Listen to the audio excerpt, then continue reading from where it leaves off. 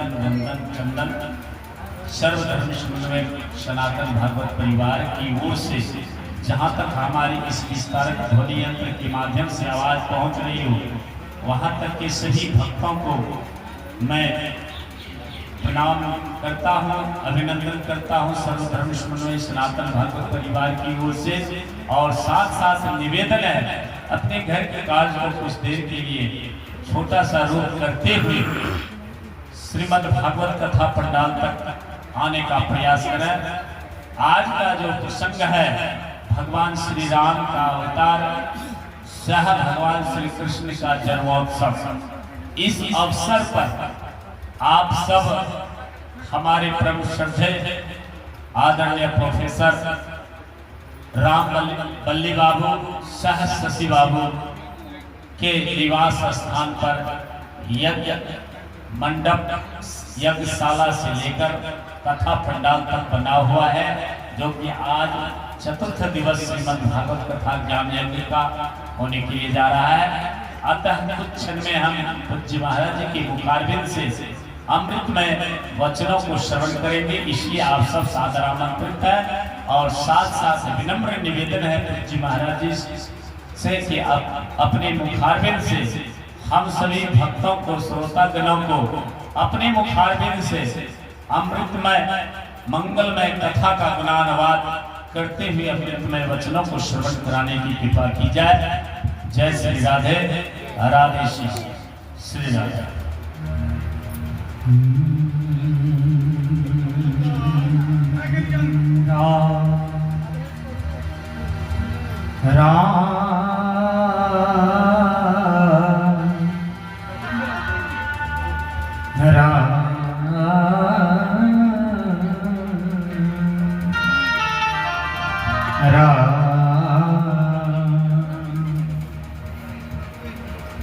स्वस्ति श्री गणेशाय नमः। श्री सरस्वती नमः। श्री वेद पुरुषाय नमः। श्री गुरुचरण कमलभ्यो नमः। श्री इष्ट देवताभ्यो नमः। श्री भगवते नमः। वंशे विभूषित करा नवनीरदाभा पीतांबरां तरुणबिंबफला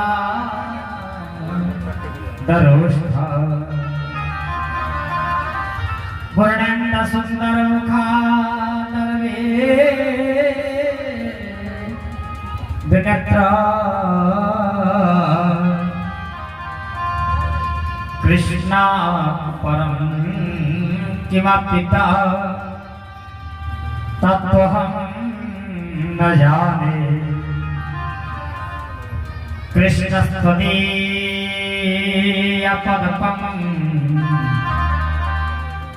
गजपञ्जरान्ते यद्देव मे विशद्वा न शराजहंस प्राणप्रयाणशमये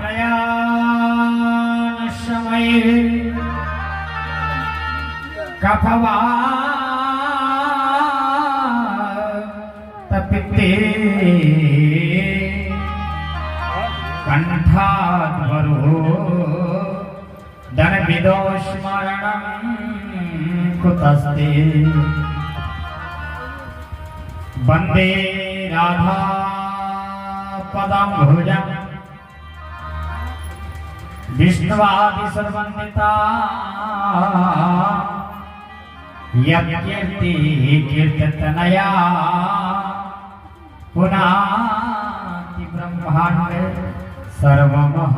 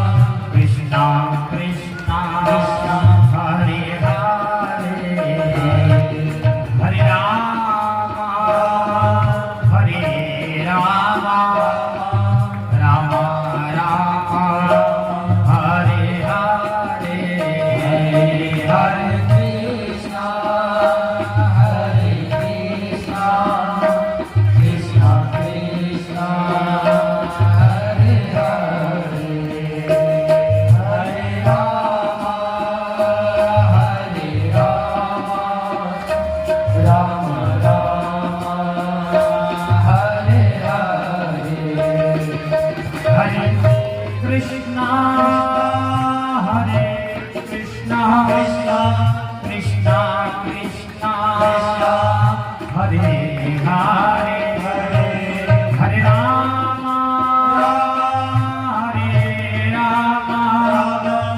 राम राम हरे हरे हरे कृष्णा कृष्णा कृष्णा हरे हरे हरे राम राम राम हरे हरे हरे कृष्णा हरे कृष्णा कृष्णा कृष्णा हरे हरे हरे राम राम राम हरे हरे हरे कृष्णा कृष्णा कृष्णा हरे हरे हरे राम राम राम हरे हरे बोल वृंदावन बिहारी लाल की जय बांके बिहारी लाल की जय सतगुरुदेव जी भगवान की जय यज्ञ पुरुष भगवान की जय लक्ष्मी नारायण भगवान की जय करजन धाम की जय पल्लवी बाबू की जय उनके समस्त परिवार की जय उनके माता पिता की जय जय जय श्री राधे श्याम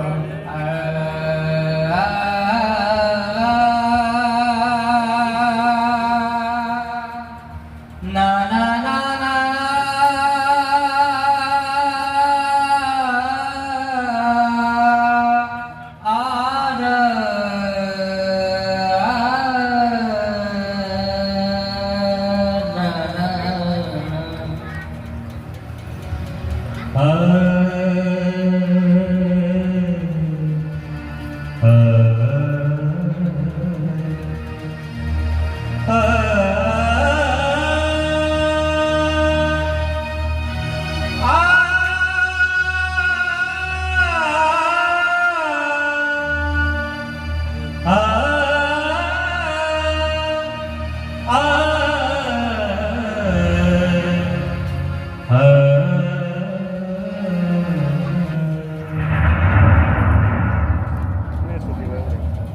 चित्सार सर्वस्व अखिल कोटि ब्रह्मांड नायक श्री राधा गोविंद के चरण कमलों को याद करते हुए दत्त चित्त में हम सब भगवान की मंगलमय कथा का गुणानुवाद करेंगे।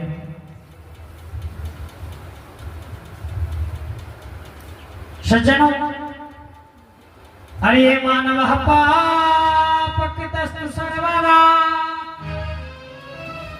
सदा दुराचाररता विमार्गः क्रोधानिरग्नः कुटिलस्य कामिना सप्ताहयज्ञे न खलो पुनन्ति ते। कुछ पाप हमसे अनजाने में हो जाता है, जैसे झाड़ू जिसमें हम लोग लगाते हैं कई चींटी मर जाते हैं, श्वास के माध्यम से कई जीव जंतु मर जाते हैं, लकड़ी जब जलाते तो लकड़ी में कई कीड़ा रहते हैं, जलाते समय वो मर जाते हैं। इसके लिए हमें नित्य पंच यज्ञ करना चाहिए, और जो व्यक्ति नित्य पंच प्रकार का यज्ञ करता है उसे इसका दोष नहीं लगता। ये पंच यज्ञ क्या है? हर रोज अतिथि सत्कार करें, कभी भी द्वार से भिखारी को खाली जाने ना दें, गौ सेवा करें, आटे की गोली बना करके जलाशय में मछली को डालें और वृक्ष के जड़ के नीचे आटा डालें। इसे करने से अनजाने में किया हुआ पाप का दोष नहीं लगता। सज्जनों,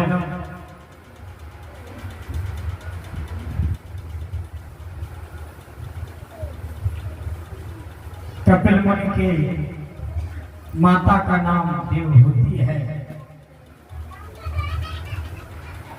ये कर्दम ऋषि की पत्नी है। माता देवहूति का वंश आगे नहीं चला। माता देवहूति 3 बहनें थी, आकृति, देवहूति, प्रसूति। प्रसूति नाम की जो बहन है, ये सब कथा आप लोग सब जानते हैं, मैं संक्षेप में कह रहा हूँ। दक्ष प्रजापति के यहाँ ब्याही गई। आकृति का विवाह रुचि प्रजापति के साथ हुआ और उन्हीं के यहाँ भगवान यज्ञदेव का प्रादुर्भाव हुआ। प्रसूति का विवाह दक्ष प्रजापति के साथ हुआ और इनकी पुत्री का नाम सती है। जब भगवान शंकर के साथ इनका विवाह हुआ, माता सती अनाहुत होने के बाद दक्ष प्रजापति के यज्ञ में गई। शिव ने दक्ष को प्रणाम नहीं किया था, इसलिए दक्ष शिव से द्वेष मानते थे।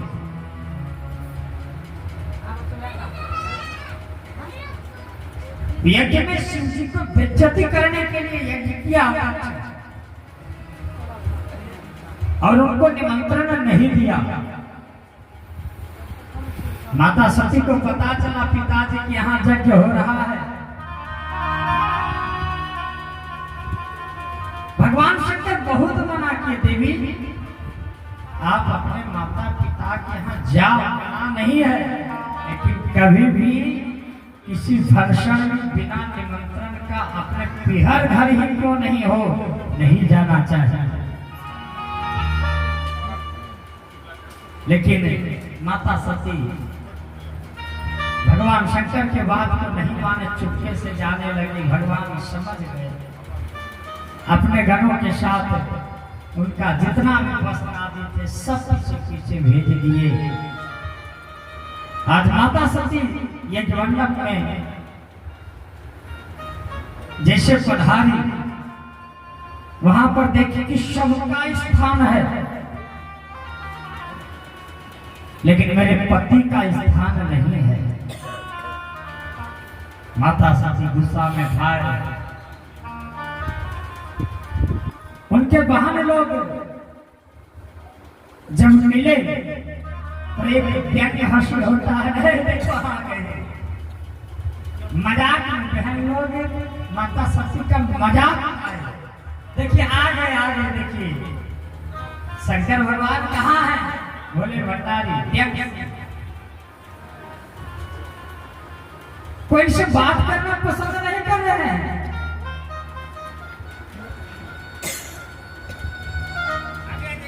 माता जी भी मिली तो 1 मिनट के लिए उनकी माता जी आई, बेटी को अपनी गोद में बिठाई और उनको इस मिलते समय इस बात का भय था कि कहीं मेरे पतिदेव दक्ष महाराज देख लेंगे, मेरी मुश्किलें हो जाएगी। 1 मिनट में मिल करके तुरंत पीछा छुड़ा करके माता जी भी छुप गई, जाकर के इधर उधर चली गई।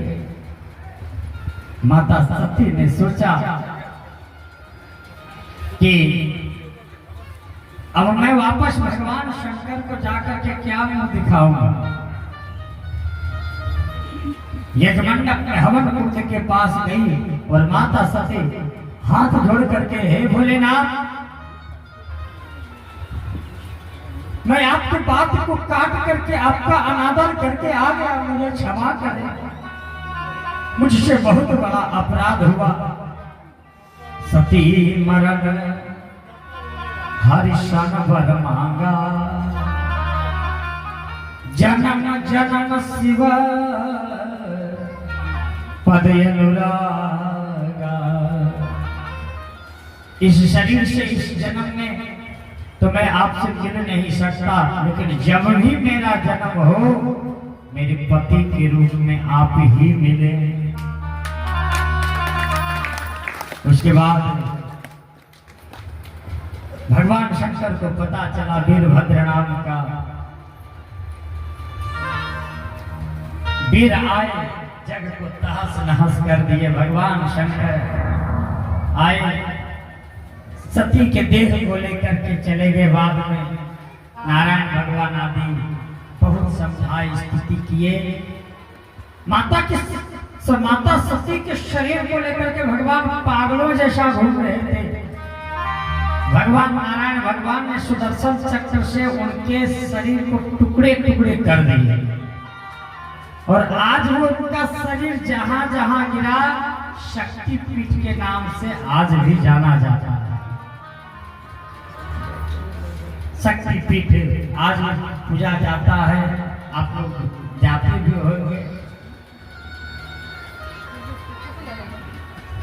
आकृति आज भी लोग वहां जाते हैं। लोगों को मनुष्य की मनोकामना आज भी पूर्ण होता है, ये बात नितांत सत्य है। सज्जनों, ये आकृति, देहोती और प्रसूति, इस प्रसंग को आपने अत्यंत संक्षेप में श्रवण किया। सज्जनों, मनु महाराज की 3 कन्या हैं, 3 पुत्री हैं और 2 पुत्र हैं। प्रियव्रत और उत्तानपाद। सज्जनों, प्रियव्रतोत्तानपादो शतरूपा पते सुतो वासुदेवस्य कलया रक्षायां जगतस्थितो। श्री सुखदेव जी से परीक्षित महाराज ने कहा, भगवान ये प्रसंग हमें सुनाइए। उत्तानपाद राजा की पत्नी का नाम सुनीति है, और जहां जहां पे सुनीति का प्रादुर्भाव हुआ है, ध्रुव जी जरूर आए हैं। जो मेरे गोविंद के परम लाडले भक्त आदरणीय से मैत्रेय मुनि विदुर जी से पूछा, मैत्रेय मुनि से विदुर जी ने पूछा, श्री सुखदेव जी से परीक्षित महाराज ने कहा, और सुख जी से शौनकादि ऋषि, वही कथा आज हम लोग, कथा कोई अलग नहीं है। जिस प्रसंग को मैत्रेय मुनि विदुर जी को सुना रहे हैं, वही प्रसंग सुत जी शौनकादि ऋषियों को सुना रहे, वही प्रसंग शनकादि नारद जी को सुना रहे हैं, वही प्रसंग सुखदेव जी राजा परीक्षित को सुना रहे, वही प्रसंग आज हम लोग इस करजन धाम में बल्ली बाबू के यहाँ बैठ करके ही श्रवण कर रहे हैं। कथा कोई अलग नहीं है। प्रियव्रताम पादो सतरूपा पते सुतो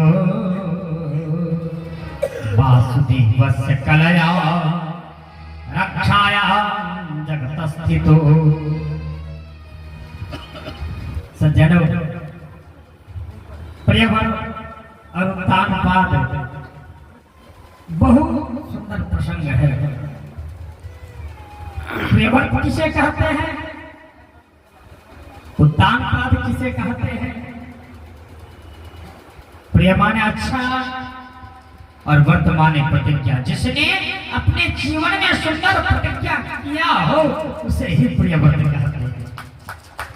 उत्तान जो अपने बल से समाज में ऊंचा जिसका पैर हो, अपने बल पे खड़ा हो, किसी की सहायता नहीं, उसे ही उत्तानपाद कहते हैं। राजा उत्तानपाद की पत्नी का नाम सुनीति है। शास्त्र कहता है ग्रहमित्यायु ग्रहाणे ग्रहमुच्यते। वास्तव में घर को घर नहीं कहते हैं, बल्कि ग्रहाणी को ही घर कहते हैं। सज्जनों, जिस घर में नारी का सम्मान है, जिस घर में नारी का आदर है, उसके यहाँ देवता वास करते हैं, और जिसके यहाँ नारी का सम्मान नहीं है वहां से देवता भाग जाते हैं। सज्जन,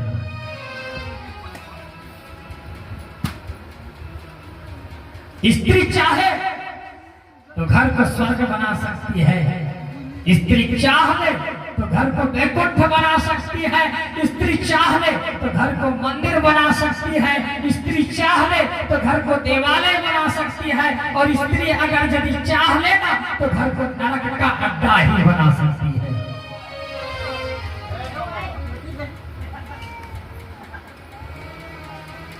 सज्जनों,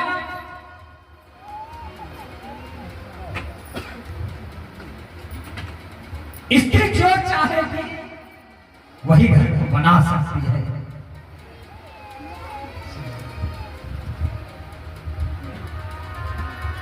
मेरा तो मानना है कि घर में जितना पुत्र होना जरूरी नहीं है, जितना पुत्र होना जरूरी है, इससे कई गुना ज्यादा घर में बेटी जरूरी है। सज्जनों,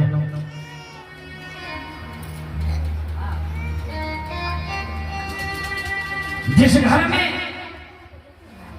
100 गुना ज्यादा बेटा से 100 गुना ज्यादा घर में बेटी होना ही जरूरी है। जिस घर में बेटियां रहती है उस घर में कभी भी भिखारी घर से खाली हाथ नहीं जाता है, कभी अतिथि खाली हाथ नहीं जाते हैं। घर में जिस घर में बेटियां रहती है उस घर में कभी भी किसी भी प्रकार का विपत्ति नहीं आता है। सज्जनों, न ग्रह मित्याय। सज्जनों, बेटी का विदाई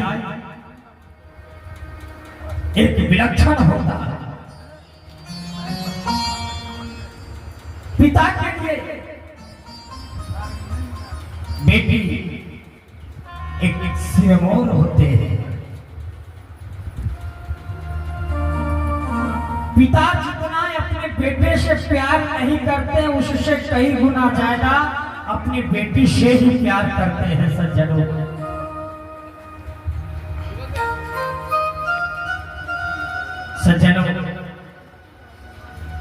बेटी हरदम पिता के हित के लिए ही सोचती है। बेटी का नाम दुहिता है। ये दोनों कुल के हित को सोचती है।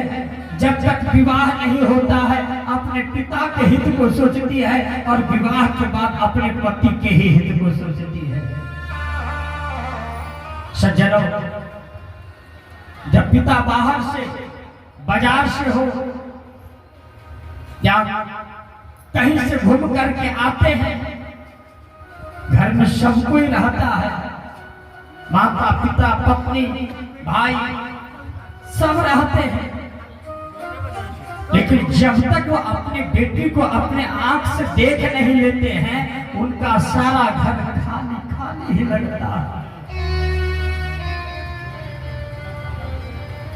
बेटी के विदाई के समय परिवार नहीं, रिश्तेदार नहीं, अड़ोसी पड़ोसी, बल्कि उसका शत्रु भी बेटी के विदाई के समय रो जाते हैं। सज्जन, ससुराल वाले भी रो जाते हैं। पिता कभी कभी जब एकांत में रहता है तो अपने बेटी के बारे में सोच सोच करके रोने लगता है। ये चली जाएगी, मेरा कौन देखभाल करेगा। जब बेटी का विवाह होता है, सब तो रिश्तेदार सब रहते हैं, पिता उस समय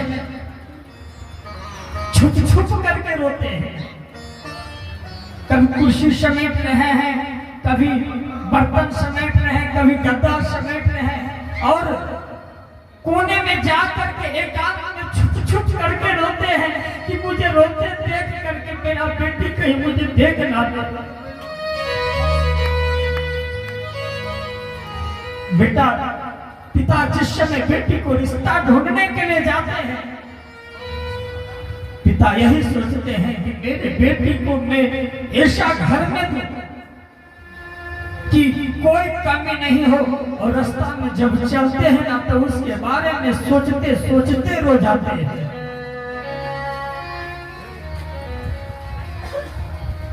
बचपन से शुरू से पिता का अंदर यही सोच रहता है। जब विवाह का समय आता है, दहेज देने का समय आता है, पिता हरदम यही सोचते हैं कि कौन ऐसा चीज मैं अपने बेटी को दे दूं जो उसे वो देख करके वो खुश हो जाएगी। बाजार जाते हैं बेटी के लिए सामान लेने के लिए, लेकिन कितना भी सामान लेते हैं पिता का मन नहीं भरता है।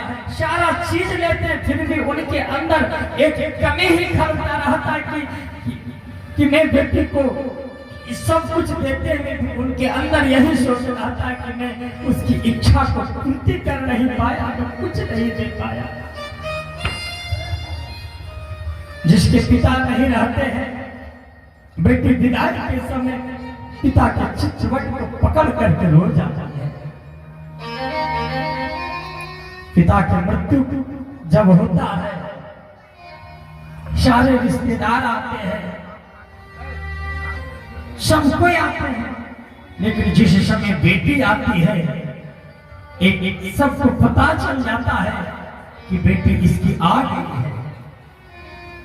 वो दूर से ही टूट जाती है, अंदर से फूट फूट करके रोने लगती है। बेटी सोचती है कि अब मेरे पिता नहीं रहे, अब मैं किसके सामने रूठूंगी। मैं आऊंगी तो मैं किसके सामने जिद करूंगी कि मुझे ये चीज का जरूरत है। मैं किसके सामने तंग करूंगी। मेरे पिता अब नहीं रहे। बेटी रो जाती है। बेटी घर में रहती है, जिसका पिता बाजार जाते हैं। पिता बाजार चले गए या कहीं पे चले गए, बेटी घर में रहती है। लेकिन रास्ता में जो भी साइकिल मोटरसाइकिल का आवाज जब बेटी सुनती है ना, तो दौड़ करके दरवाजा पे आती है। सर मेरे पिताजी तो नहीं आए, मेरे पिताजी तो नहीं आए। और जैसे ही पिताजी आते हैं, उनका झोला बेटी पकड़ लेती है। सज्जनों, आप बीमार पड़ेंगे। पिता जब बीमार पड़ जाते हैं, बेटी अपने हाथ से दवा खोल कर खिलाती है अपने पिता को। आप थक करके आएंगे, आपको पानी मांगने का जरूरत नहीं पड़ेगा। उससे पहले आपकी बेटी आपके लिए गिलास में पानी लेकर के तैयार रहती है। ससुराल में आप बेटी को खूब ताना दो, मारो पीटो, गाली दो, वो कुछ नहीं बोलेंगे। लेकिन जब आप उनके पिता को गाली देंगे ना, वो जरूर टोकती है। बेटी कहती है कि मेरे पिता ने मेहनत मजदूरी करके जहां तक हुआ आपकी इच्छा को पूर्ति किया। उन्होंने मुझे आपको समर्पित कर दिया। मुझे जो करना है आप करें, लेकिन आप मेरे पिता को गाली ना दें। सज्जनों, हर पिता को चाहिए बेटी को ससुराल में लगातार 1 वर्ष से 6 महीना, 1 वर्ष से ज्यादा दिन ससुराल में नहीं रहने देना चाहिए। भले आप 1 दिन के लिए पिहर घर ले आओ, फिर भेज दो, मना नहीं तो ससुराल वाले बेटी को ताना मारते हैं कि देखो ना, कोई आपको लेने भी नहीं आता है। बेटी को ताना सहना पड़ता है। आप 1 दिन के लिए ले आओ, सुबह ले आओ, शाम को भेज दो, शाम को ले आओ, सुबह भेज दो, 1 दिन के लिए भी ले आओ।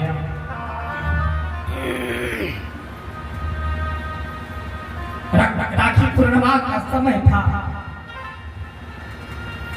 वर्षा नंदगांव के जितने बहुएं थे सब अपने अपने पिहर घर की ओर चले गए थे। राखी पूर्णिमा मात्र शेष 2 दिन बचा था। नंद पुष्पानु बाबा अभी तक नंदगांव राधा रानी को लेने के लिए नहीं आए थे। राधा रानी छत पर जाकर के छुट छुट करके रोती थी कि क्या हमसे गलती हो गया जो मेरे बाबा अभी तक मुझे लेने के लिए नहीं आए। क्या हमसे अपराध हो गया?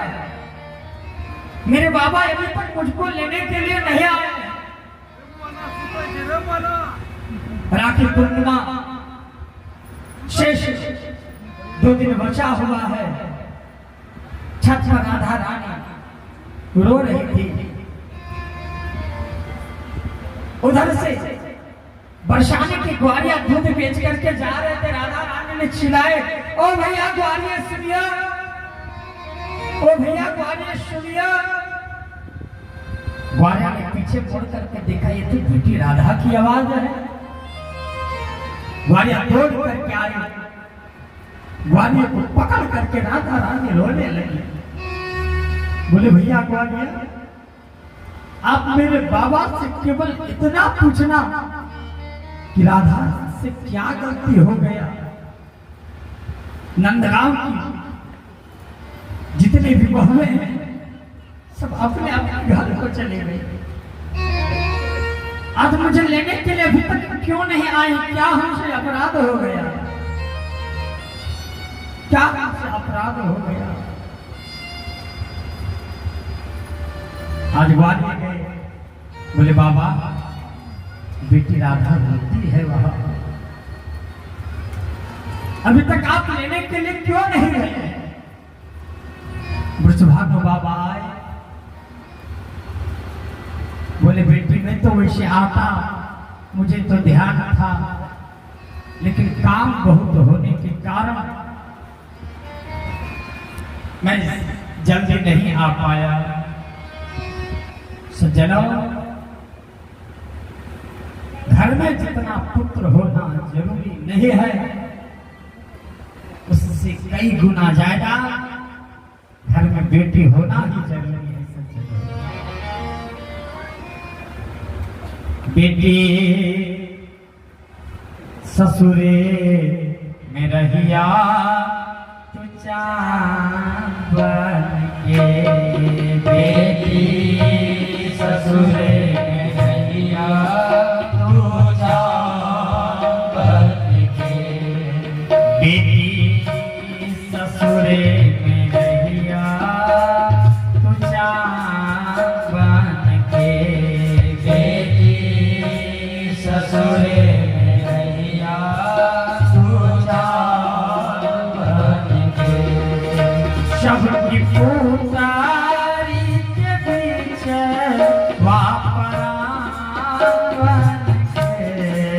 सबके पुकारी के पीछे वापरा बन के, बेटी ससुरे में रहिया तू चाँद बन के, बेटी ससुरे में रहिया तू चाँद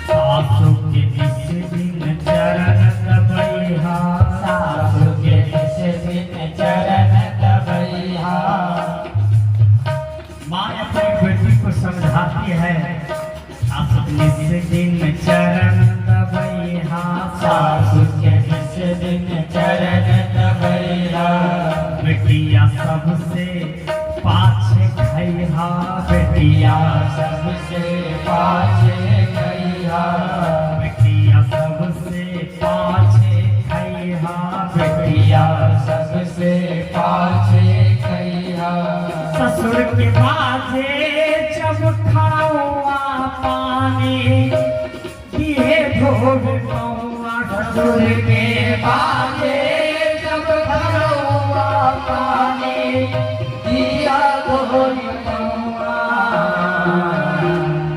रहिया अगहन पुष महीनवा अगहन पुष का सवेरा कितना सुहाना लगता है। सबको रात भर इंतजार रहता है कि जल्दी सवेरा होगा, जाकर के बाहर बैठेंगे, अंगना में बैठेंगे, धूप तापेंगे।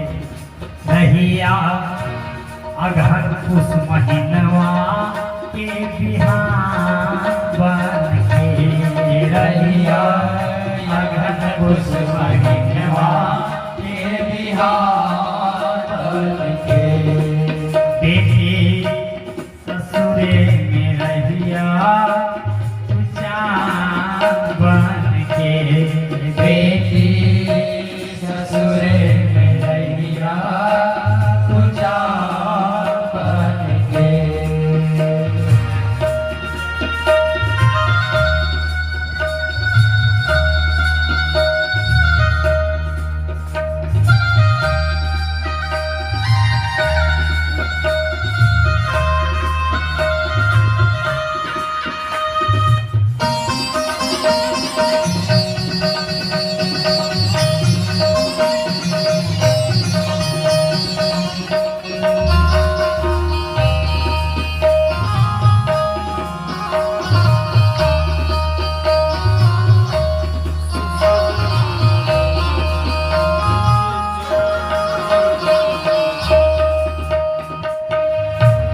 संधिका तन को समय जो पैहा संधिका तन को समय जो पैहा संधिका तन को समय जो पैहा संधिका तन को समय जो पैहा छोट हर लैकन के पढ़ैहा छोट हर लैकन के पढ़ैया। घर में बहुत छोटे छोटे बच्चे रहते हैं, लेकिन जब भी शाम को थोड़ा सा भी समय मिले ना, सब छोटे छोटे बच्चे को लेकर के बैठ जाना।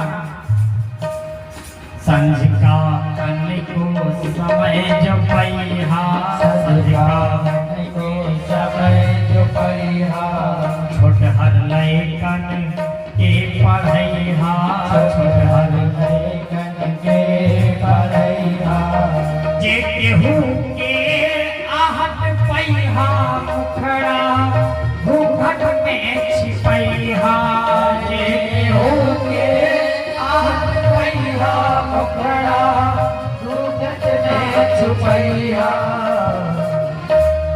रहिया घर में हीरा मोती के दुकान बन के रहिया हीरा मोती के दुकान।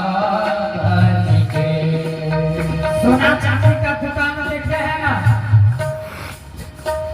सोना चांदी के दुकान में आप देखेंगे सोना इधर फेंका हुआ है, चांदी इधर रखा हुआ है, सोना इधर रखा हुआ है, लेकिन उसमें हीरा और जो मोती रहता है उसको सोते से बंद करके रखता है।